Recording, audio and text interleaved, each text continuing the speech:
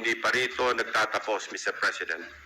Kakatayin pa ang budget para sa mga lagay, commissions, SOPs, at iba-iba pang terminong binubuo para sa shares ng mga korap.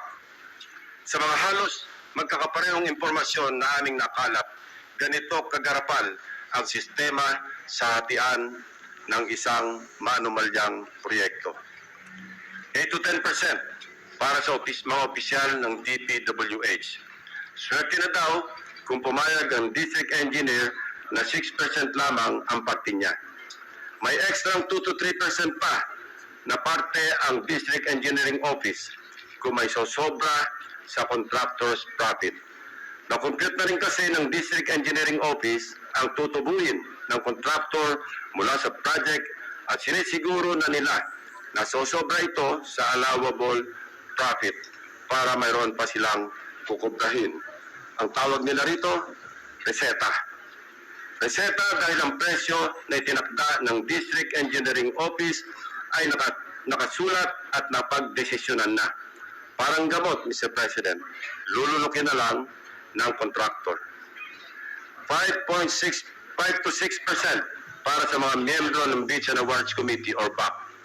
0.5 to 1% para sa COA. Mr. President, meron pa ngayong tinatawag na passing through or parking fee na aabot sa katumbas na 5 to 6% ng pondo. Ito ang tinuturing na royalty, ang tawag sa lagay na ibinibigay sa politikong may kontrol sa distrito kung saan i-implementa o itatayo ang proyekto. Lo and behold, Mr. President, 20 to 25% ang karaniwang napupunta sa funder o project proponent. Salamat, Mr. Chair.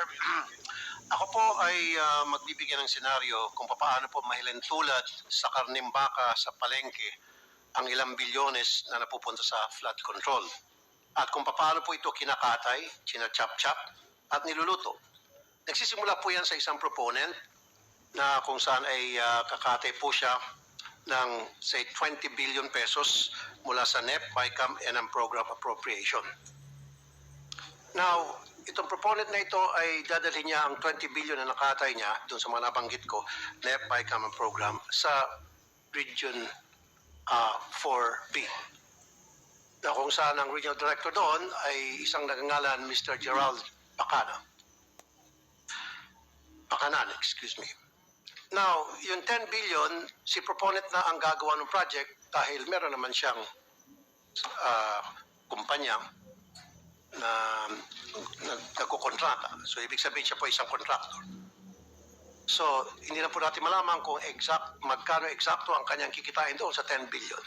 Pero, ang estimate po, abot ng 60%, kita niya 40% na lang mapupunta sa project. Ano mangyayari po doon sa 10 billion na titira? Siyempre, kukunin po yun ni Mr. Pakanan. At yung 5 billion, si Mr. Pakanan na po ang gagawa ng project dahil meron din po siyang sariling kumpanya na nangungontrata. And of course, doon sa 5 billion niya, magbibigay siya ng 28% SOP sa proponent. Now, anong mangyari doon sa 5 billion na natitira na? Yun po ay bibigay ni Mr. Pakanan sa kanyang mga kaibigang kontraktor. And of course, again, si proponent kikita po ng 28%. Si Mr. Pakanan kikita ng 18%. Yung mga kontraktor, of course, kikita din yun 30%. Alisin po natin dyan yung 7% para sa tax sa BIR o PAT. At meron pa pong 3.5% para sa tinatawag na EAO, Engineering and Administrative Overhead. Kasama po dyan Bids Awards Committee at kung ano na pa. So 3.5%. I-add nyo po yan total, 86.5%. Magkano lang po napupunta sa project? 13.5%. Ganun po yung kalokohang nangyayari dyan sa Region 4B. Now, kunti na lang Mr. Chairman. 40% ang ibinabayad agad sa mga contractor at kay proponent kahit hindi pa po tapos ang project o kahit hindi pa gawa ang project at gagawa po sila ng mga fake accomplishment report, dinodoktor.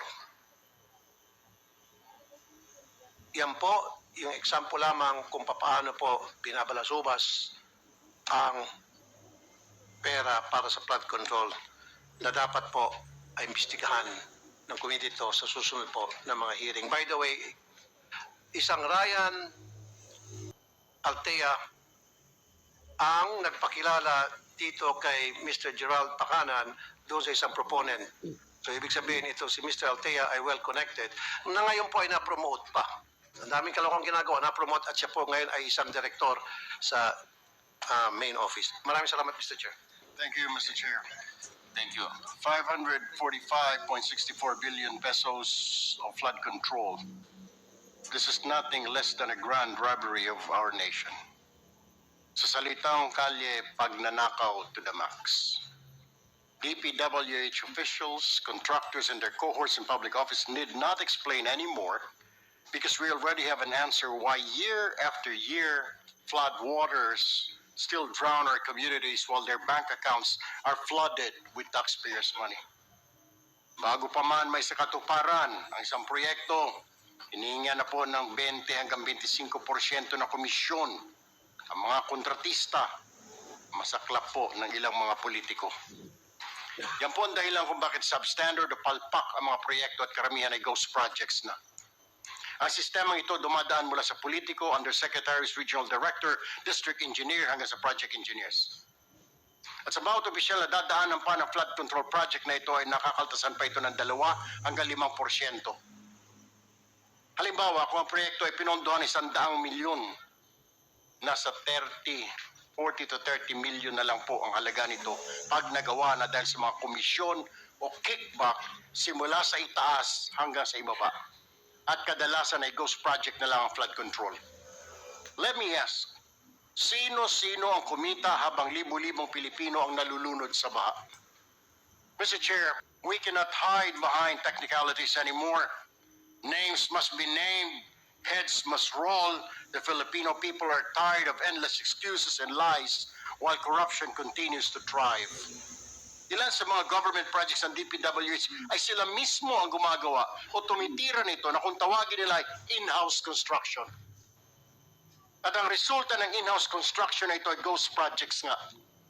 Ilan kasi sa mga opisyal dyan ay mga kontratista o di kaya mga construction company. Ito ang dahilan kung bakit napakaraming mga bilyonaryo at bilyonarya sa DPWH na nagmamayari ng eroplano, daan-daang milyong halaga ng mansyon sa mamahaling subdivision sa Metro Manila. May kasama pa pong kasino at kapag natalo sa kasino o sa sabong, hindi niya nararamdaman kahit milyon ang talo. This committee, Mr. Chair, must not only expose the truth but also ensure that those guilty are punished, whether they are past or present officials, contractors or protectors in high office.